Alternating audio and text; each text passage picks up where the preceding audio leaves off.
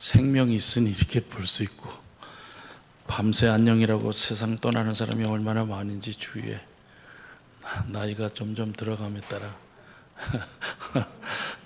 한 분, 두 분 가는 걸 보니까 나도 이제 멀지 않았구나 하는 걸 생각할 때마다 좀 더 가치 있고 보람 있게 살아야 되겠다는 말, 이렇게 생각이 듭니다. 오늘 이 수요 기도회에 참석하신 여러분과 여러분 가정과 또 여러분의 생업의 터전과 자녀 손들 머리 위에 하나님의 은혜와 복이 넘치시기를 주님의 이름으로 간절히 기원을 드립니다. 오늘 말씀의 제목은 오직 은혜입니다.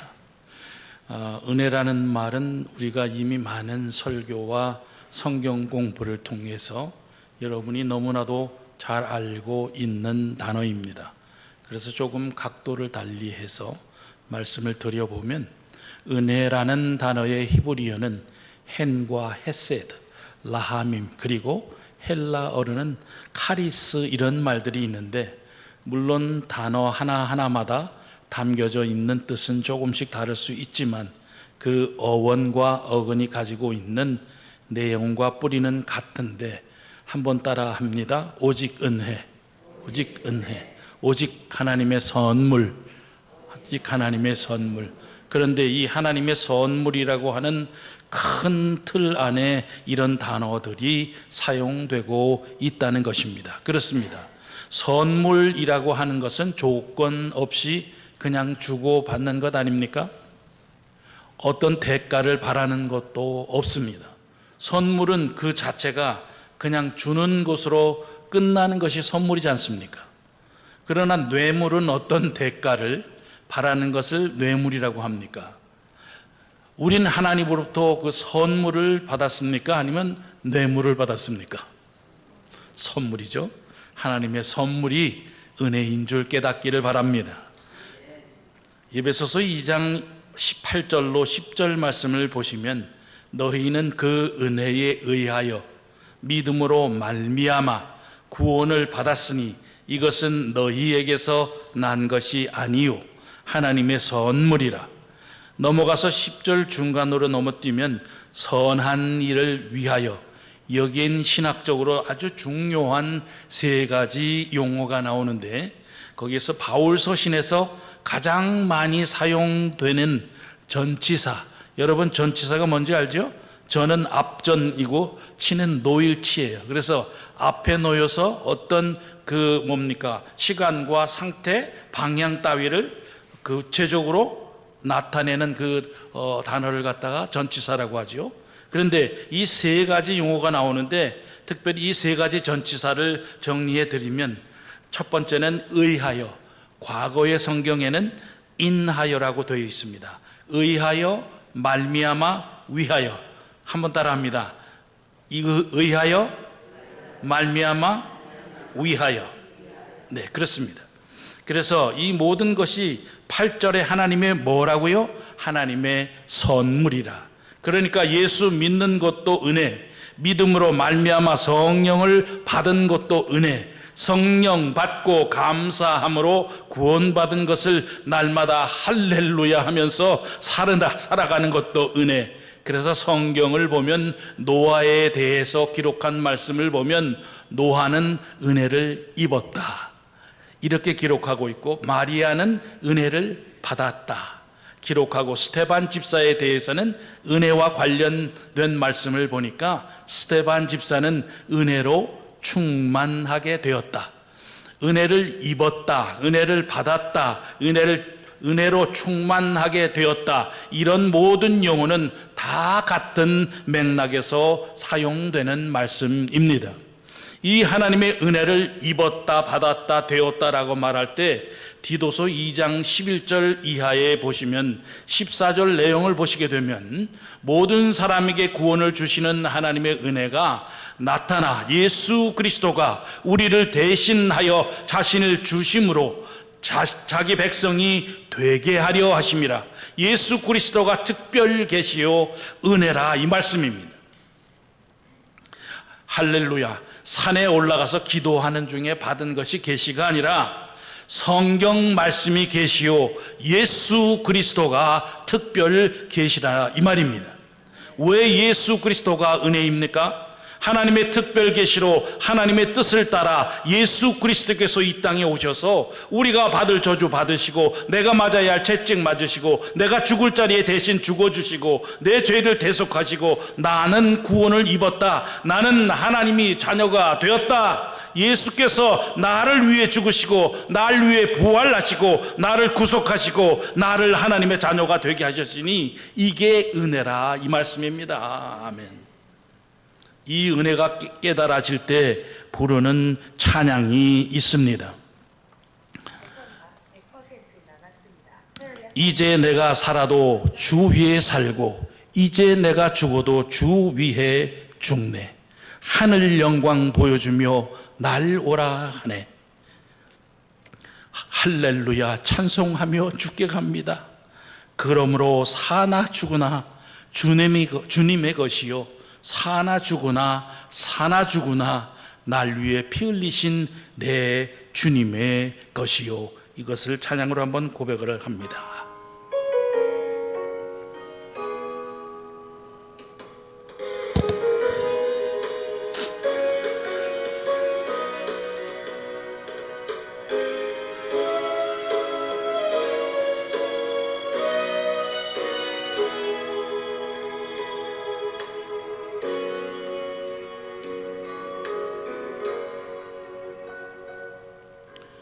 이제 내가 살아도 주 위에 살고 이제 내가 죽어도 주 위에 죽네. 하늘 영광 보여주며 날 오라 하네.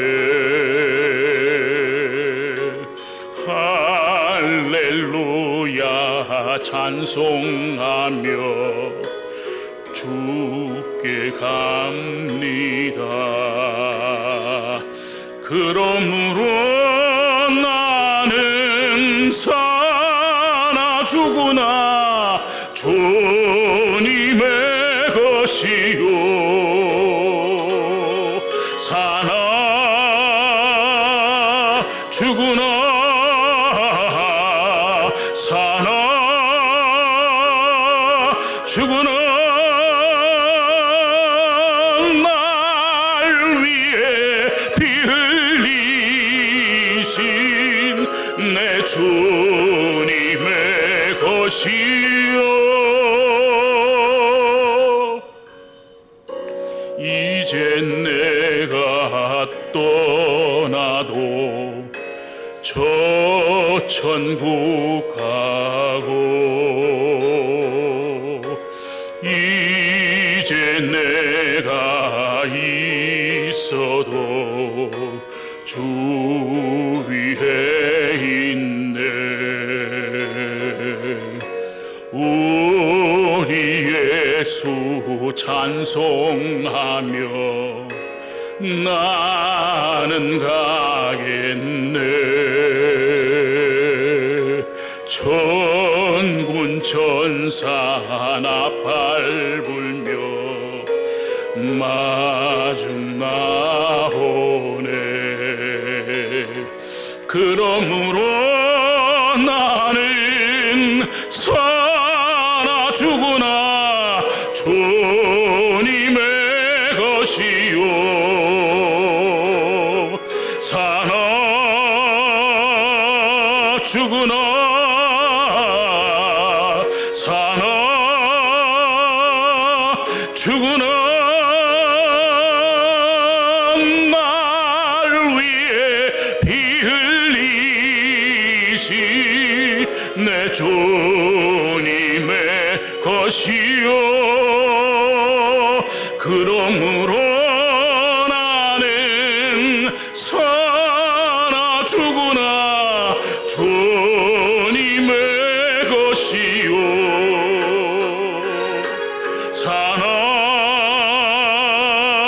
죽으나 사나 죽으나 날 위해 피 흘리신 내 주님의 것이요 날 위해 피 흘리신 내 주님의 것이요.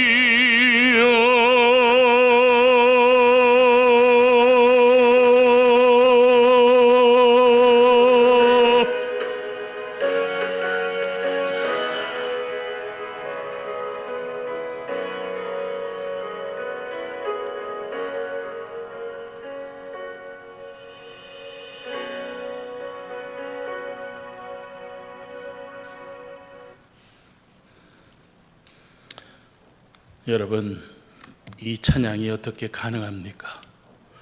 로마서 14장 7절로 8절 말씀에 바울이 고백하기를 우리 중에 누구든지 자기를 위하여 사는 자가 없고 자기를 위하여 죽는 자도 없도다. 우리가 살아도 주를 위하여 살고 죽어도 주를 위하여 죽나니 그러므로 사나 죽으나 우리가 주의 것이로다. 아멘. 바울이 이 고백을 한 배경은 에베소서 2장 이하에 나오는 자기 자신의 독백을 통하여 고백하게 되었는데, 우리 모두는 죄로 말미암아 죽을 사람이었다. 다 마귀 권세를 따라 살았다. 육신의 소욕대로 살았다. 하나님 앞에서 아름답게 살지를 못했다. 본질상 진노의 자식이었다. 그런데 하나님이 이런 나를 하나님의 자녀가 되게 하시고 구원에 이르게 하셨으니 오직 이것이 하나님의 은혜라, 이 말씀입니다. 그래서 에베소서 2장 5절 말씀을 보시게 되면 허물로 죽은 우리를 그리스도와 함께 살리셨고 너희는 은혜로 구원을 받은 것이라. 이것이 하나님의 은혜인 줄 믿습니다. 아멘. 여기에는 잘난 것도 못난 것도 아무 관계 없습니다. 돈 많고 없는 거 아무 상관없습니다. 많이 배웠느냐 못 배웠느냐 전혀 관계 없습니다. 건강하냐 병들었냐 아무 의미도 없습니다. 헌신 열심히 했느냐 안 했느냐 이것도 상관없어요. 헌금을 많이 했느냐 적게 했느냐 이것도 하나님은 보시지 않아요. 전도 많이 했느냐 전혀 안 했느냐 이것도 따지지 않아요. 하나님이 택정하시고 부르시고 내가 아멘 하고 응답하면은 은혜의 자리에 이르는 것임을 깨닫기를 바랍니다. 아멘. 이것이 바울이 깨달았다는 겁니다. 말틴 루터는 어떻게 해야 하나님을 기쁘게 해드릴까? 어떻게 해야 하나님을 즐겁게 해드릴까? 오직 그것만 생각하고 기도하고 묵상하고 금식하고 고행을 했던 사람이었습니다. 자기 몸을 학대하고 쳐가면서 하나님을 즐겁게 하는 것이 이 길이다 생각하고 날마다 금식하고 날마다 고행하고 그렇게 살았습니다. 그러다가 시편 22편 1절 말씀을 읽다가 정신이 번쩍 들었습니다. 내 하나님이여 내 하나님이여 어찌하여 나를 버리시나이까? 어찌 나를 멀리하여 돕지 아니하시오며 내 신음소리를 듣지 아니하시나이까? 주님이 이 절규를 듣는 순간에 그래 맞아, 하나님이 예수님을 왜 저렇게 고통하게 하셨지? 무엇 때문에 독생자 한 분밖에 없는 아들을 세상에 보내어서 저렇게 모진 고통하게 하시고 십자가에 피범벅이 되어 저렇게 처절하게 죽게 하셨지? 그 질문이 루터의 마음을 떠나질 않았습니다. 그러다가 로마서 1장 17절 말씀을 읽게 되었습니다. 제가 지난번 한번 설교를 했죠. 오직 의인은 그 믿음으로 말미암아 살리라. 아멘. 내가 금식한다고, 내가 고행한다고, 내가 이렇게 열심을 다한다고 구원받는 것이 아니라 하나님의 마음을 헤아리고 하나님이 독생자를 이 땅에 보내어서 처절하게 죽게 하고 저 고통하며 십자가에 죽게 한 것은 나를 살리기 위함이었다. 그걸 내가 믿음으로 말미암아 구원을 받는다. 아멘. 그리고 루터는 벌떡 일어났습니다. 자기가 교수로 있던 비텐베르그 대학 성교회 정문에다가 95개 조항에 깨달은 것을 걸어놓고 종교개혁의 도화선을 불을 당겼던 것입니다. 그 내용이 뭡니까? 오직 성경, 오직 예수 그리스도, 오직 은혜, 오직 믿음, 오직 하나님께 영광. 이 말씀의 중심의 핵심은 무엇입니까? 오직 은혜이다, 이 말입니다. 하나님께서 저와 여러분에게 이 은혜를 주신 줄 믿습니다.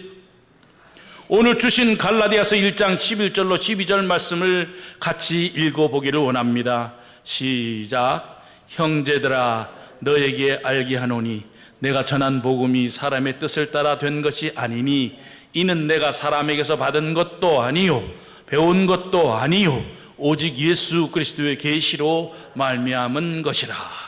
이 말씀의 핵심이 뭡니까? 누가 나를 선택했느냐? 누가 나로 하여금 복음을 전하게 했느냐? 답은 딱 하나, 하나님의 뜻을 따라 하나님이 나를 택하시고 하나님이 내게 복음을 주어서 이 복음을 증거하게 하셨다. 아멘. 여기서 제가 강조하고 싶은 것은 신언 전달자, 신학교에서 배운 그대로 하나님의 말씀을 전달하는 자가 설교자요, 하나님의 말씀이 전달되는 것이 설교요, 하나님의 말씀을 전달하고 전달받는 이것이 중요한 것을 우리가 새삼 깨닫게 된다는 것입니다. 이 고백이 사도 바울의 고백이었던 겁니다. 나같이 허물 많은 사람, 나같이 죄 지은 사람, 나같이 주님 앞에 설 수 없는 사람을 부르셔서 이 복음을 전하게 하신 것은 오직 은혜라, 이 말씀입니다. 그 말씀이 13절 이하에 바울 사도의 지난날 고백을 통하여 다시 증거되고 있는 것입니다. 그 내용이 뭡니까? 내가 지난날 하나님의 교회를 비방했던 사람이었다. 디모데후서 1장 13절 이하를 말씀을 보시면 내가 전에는 비방자요 박해자요 폭행자였으나 도리어 긍휼을 입은 것은 내가 믿지 아니할 때에 알지 못하고 행하였음이라. 내가 많은 교회를 핍박하였고 많은 사람을 옥에 가두고 죽게 했던 나는 정말 못된 놈이었다. 그러나 그럼에도 불구하고 하나님은 나를 택하셨다. 왜? 이방의 복음을 증거하는 하나님의 사람으로 사용하기 위하여 사명을 받은 자가 나 자신이었다. 이 말씀을 고백한 핵심의 내용이 무엇입니까? 지난날 나는 이러한 사람이었으나 그럼에도 불구하고 나를 하나님의 종으로 부르시고 말씀을 주셔서 사역하게 하셨으니 오직 은혜라, 이 말입니다. 아멘, 할렐루야. 사도 바울이 다메섹 도상에서 주님을 만나고 난 다음에 지난날 보았습니다. 문벌, 학벌, 명예, 권력, 돈, 부귀, 영화, 어느 누구도 바울만큼 능한 사람이 없었던 사람이 바울이었습니다. 그 바울이 다메섹 도상에서 부르심을 받고 멈추어 서서 묵상하니까 지금까지 자기가 살았던 그 모든 것들은 하나님이 나를 부르시는 부르심에 아무 관계가 없었던 것들이었습니다. 그 순간에 모든 것을 분토처럼 버리고 똥처럼 버렸다, 이 말입니다. 다시 말씀드리면 족벌, 학벌, 명예, 권력, 돈, 부귀, 영화도 이 세상에 그 어떤 것도 하나님이 나를 부르시는데 조건이 되지 않는다. 아멘. 이 말씀에서 얻은 내용이 무엇입니까? 조금 전에 말씀드린 대로 건강하냐 안 하냐, 많이 배웠냐 배우지 않았냐, 돈이 있냐 없냐, 헌금했냐 안 했냐, 전도했냐 안 했냐, 봉사했냐 안 했냐, 잘났나 몰랐냐, 아무 상관없다.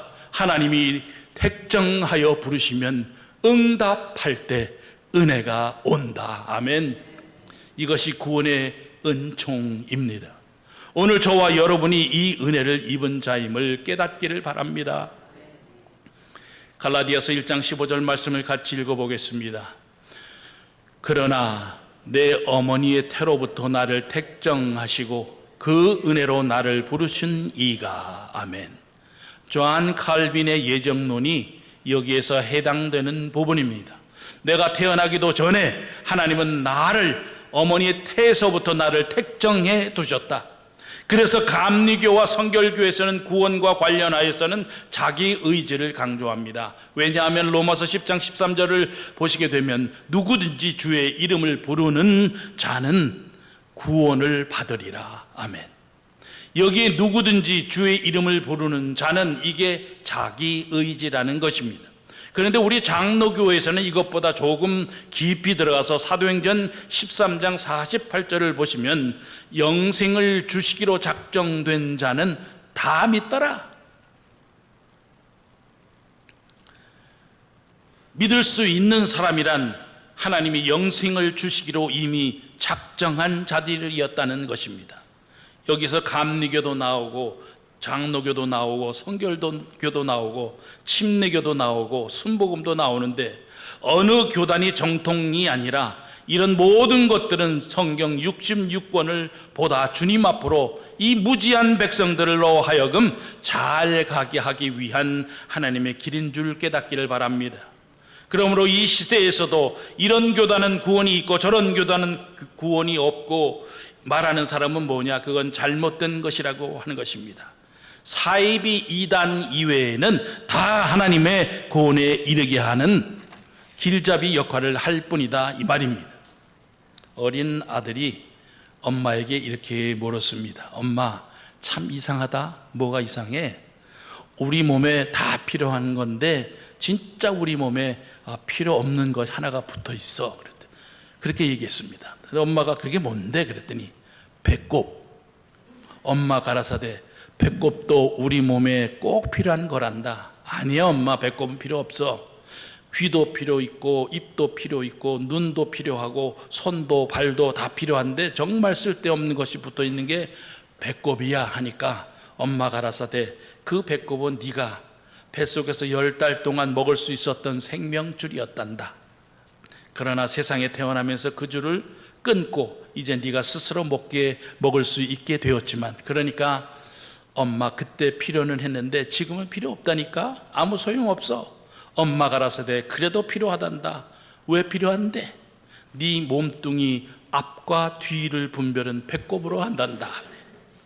내가 볼 때는 필요한데 몸에는 다 필요하다. 아멘. 사이비 이단 이외에는 장로교도 필요하고 감리교도 필요하고 성결교, 침례교, 순복음도 다 필요하다. 다시 말씀을 드리면은 오직 이 말씀의 중심의 핵심은 뭡니까? 오직 은혜다 이 말입니다. 그래서 그 은혜로 나를 부르신 이가 라고 바울은 15절에 강조하고 있는 것입니다. 이 바울이 말씀의 내용은 뭐냐? 지난날 극단 유대주의자였습니다. 교회를 박해하였던 사람이었습니다. 예수님을 믿는 사람을 옥에 가두고 잡아두었던 사람이었습니다. 예수 그리스도 자체를 비방하였던 사람이었습니다. 그러나 하나님은 그런 나를 부르셔서 만천하의 복음을 증거하게 하셨던 것입니다. 100,000번 생각을 해도 오직 은혜다 이 말씀입니다. 할렐루야. 이 은혜의 줄기가 뭡니까? 지난날 나의 죄를 주님이 대속해 주셨고 앞으로 내가 연약하여 지혜를 지을 죄까지도 주님이 대속해 주셨다고 믿으시면 아멘 하십시오. 아멘.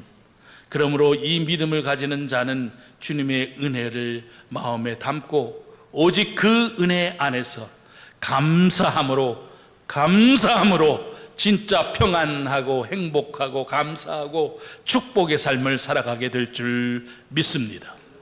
이것을 알지 못하고 깨닫지 못하고 믿지 못하고 답게 살지 못하는 겁니다. 그리스도인답게, 믿는 자답게, 사람답게란 말이 붙을 때는 오직 은혜를 깨닫는 자의 삶이 자연스럽게 현상으로 나타나는 줄 믿습니다. 그 내용이 무엇입니까? 16절 이하 17절까지 말씀의 내용인데 사명이 주어졌다는 것입니다. 사도 바울에게 이 은혜를 주신 것은 복음 전도의 사명을 주시기 위함이라고 16절 말씀에 그의 아들을 이방에 전하기 위하여라고 설명하고 있는 겁니다. 생각해 보십시오. 지난날 바울도 스테반까지 죽였던 사람이었습니다. 예수 믿는 사람을 많이 잡아다 감옥에 가두었던 사람이 바울이었습니다. 교회를 핍박했던 사람이 바울이었습니다. 예수님을 핍박했던 사람이 바울이었습니다. 그런데 하나님이 그를 택정했다는 것입니다. 이해할 수 있습니까? 이것을 어떤 조건이나 상황을 본다면 나는 하나님의 부르심을 입을 자가 못 되는데 그럼에도 불구하고 하나님이 나를 택정하셔서 어디서? 엄마 태중에서부터 그리고 나에게 복음을 주어서 이방의 사도로 삼았으니 이게 은혜가 아니고 뭐냐 이 말입니다. 할렐루야. 그래서 사도행전 9장 15절 말씀에 이렇게 고백을 합니다. 주께서 이르시되 가라. 이 사람은 내 이름을 이방과 임금들과 이스라엘 자손에게 전하기 위하여 택한 나의 그릇이다. 택한 나의 그릇이다. 아멘. 오늘 바울만 그런 것이 아니고 저와 여러분도 다 하나님의 택한 그릇이 되는 줄 믿습니다. 아멘. 그래서 오직 은혜를 입은 사람은 사는 방법을 안다는 겁니다. 그러나 예수를 믿고 있고 알고 있지만 양다리 작전을 쓰고 계시는 분께 말씀을 드립니다. 맞고 올래 그냥 올래. 그냥 가는 방법이 뭐냐? 말씀을 통하여 하나님의 마음을 헤아리고 하나님을 기쁘게 하고 하나님의 뜻을 따라 살 수 있다는 것입니다. 그 삶이 뭐냐? 또 말씀드립니다. 평안하고 행복하고 감사하고 축복 속에 산다는 것입니다. 독일 30년 전쟁 역사 속에 그 당시에 슈몰크 목사님이라는 분이 계셨는데 신방을 갔다가 집에 돌아와 보니까 집에 불이 나가지고선 다 타버리고 잿더미가 되어 있었습니다. 그 잿더미 속에 두 아들이 엉켜 붙어가지고 새까맣게 타 있는 것을 보게 된 슈몰크 목사님 내외부는 그 자리에 무릎을 꿇고 통곡을 합니다. 통곡을 하다가 하나님의 은혜가 밀려오기 시작합니다. 내가 내 아들을 둘이 내 눈앞에서 엉겨붙어 서로 살려고 끌어안고 잿더미가 되어 있는 걸 보고 있으나 우리 하나님 아버지는 하나밖에 없는 독생자를 이 땅에 보내셔서 그 모진매 맞고 아픔 당하시고 저주를 받게 하시고 십자가에 피범벅이 되어 죽게 하셨으니 그 하나님의 마음을 깨닫기 시작한 것입니다. 잿더미에 무릎을 꿇고 기도하며 묵상하던 슈몰크 목사님이 일어났습니다. 하나님의 은혜가 막 밀려오는데 감당을 못하게 된 것입니다. 감당 못할 은혜를 마음의 시로 쓰게 되었는데 그 시가 무엇인가? 우리가 부르는 찬송가 549장을 쳐주시겠습니까? 549장 내 주여 뜻대로 행하시옵소서. 온 몸과 영혼을 다 주께 드리니 이 세상 고락간 주 인도하시고 날 주관하셔서 뜻대로 하소서. 내 주여 뜻대로 행하시옵소서. 큰 근심 중에도 낙심케 마소서. 주님도 때로는 울기도 하셨네. 날 주관하셔서 뜻대로 하소서.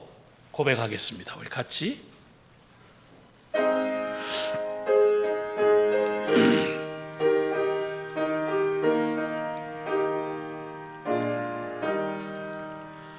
내 주여 뜻대로 행하시옵소서.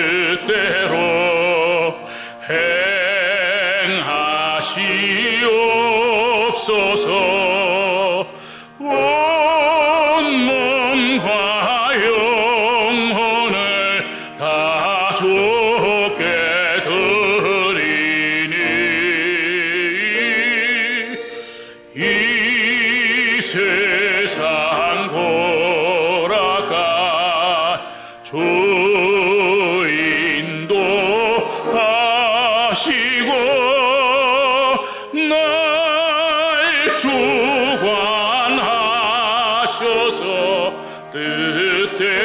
주께 드리니 이 세상 고락간 주 인도하시고 날 주관하셔서 뜻대로 하소서.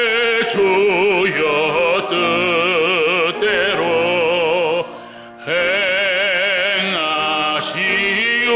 뜻대로 행하시옵소서.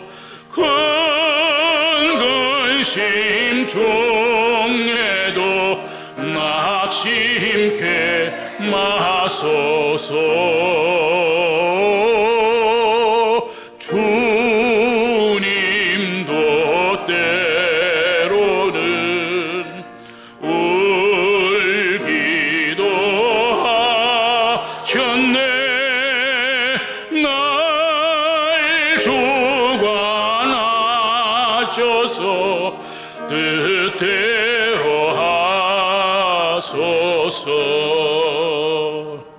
내 주여 뜻대로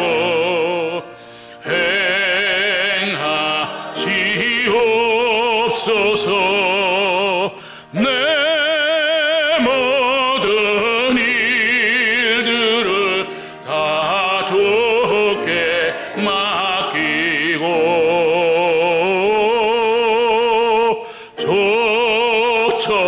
족천성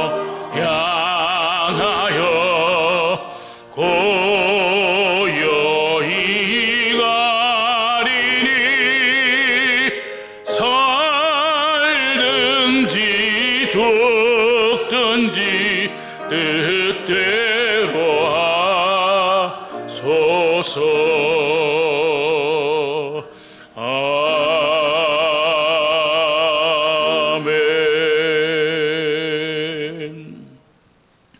물고기는 물과 다투지 않습니다. 물이 조금 차가우면 차가운 대로, 물이 조금 따뜻하면 따뜻한 대로, 물살이 조금 빠르면 빠른 대로 물과 같이 어울려 살아갑니다. 물고기는 자신이 물과 함께 있는 것만으로도 감사하고 고맙기 때문입니다. 산에 있는 나무는 산과 다투지 않습니다. 자신이 자리가 좁으면 좁은 대로, 자신의 주위가 시끄러우면 시끄러운 대로, 큰 나무들이 있으면 있는 대로, 햇볕이 덜 들면 덜 드는 대로 처지에 맞추며 살아갑니다. 나무는 자신이 산에서 어울려 사는 것만으로도 감사하고 고맙기 때문입니다. 태양은 구름과 다투지 않습니다. 구름이 자신이 얼굴을 가리면서 잘난 척해도 조용히 참고 기다렸다가 찡그렸던 하늘을 더 파랗고 맑게 해줍니다. 구름이 비를 몰고 와서 모두를 적시어 버려도 바람과 함께 불평 없이 말려줍니다. 태양은 자신이 할 일이 있는 것만으로도 감사하고 고맙기 때문입니다. 은혜 받은 사람은 자기를 불평하지 않습니다. 언제나 그 자리에 충실합니다. 모자란다고 남의 것 탐하지 않습니다. 그리고 잔머리도 굴리지 않습니다. 조금 이루었다고 교만하지도 않습니다. 그는 사랑 안에서 늘 평안하고 행복하고 감사하고 축복을 나누며 하나님의 은혜를 받으며 늘 살리는 자리에 서 있습니다. 여러분, 교회 생활을 하고 신앙 생활을 하면서 거저 입만 열면 불평하고 원망하고 남의 말하고, 지난 설교 때 말씀드렸죠. 따삐빠 하지 말고 빠삐용 하자. 빠삐용은 처음 들어보죠? 빠지지 말고 삐지지 말고 용서하며 살자. 빠삐용 하자. 누구 때문에 교회 안 나가고 정죄하고 심판하는 거, 이거 은혜 받은 사람이 하는 거 아닙니다. 남을 지적했던 그 손가락을 나에게 돌려 교회는 전적으로 뇌 죄 문제를 먼저 해결하는 곳임을 한순간도 잊지 마시기를 바랍니다. 은혜를 받으면 모든 것이 아름답습니다. 은혜를 받으면 모든 것이 좋은 겁니다. 아멘. 오직 하나님의 은혜입니다. 이 말씀과 동일하게 우리 삶의 중심이 되는 것 또 반복합니다. 평안합니다. 행복합니다. 감사합니다. 축복합니다. 이것이 은혜 받은 자의 삶으로 자연스럽게 체질화, 생활화하여 나타나는 삶의 모습임을 깨닫기를 바랍니다.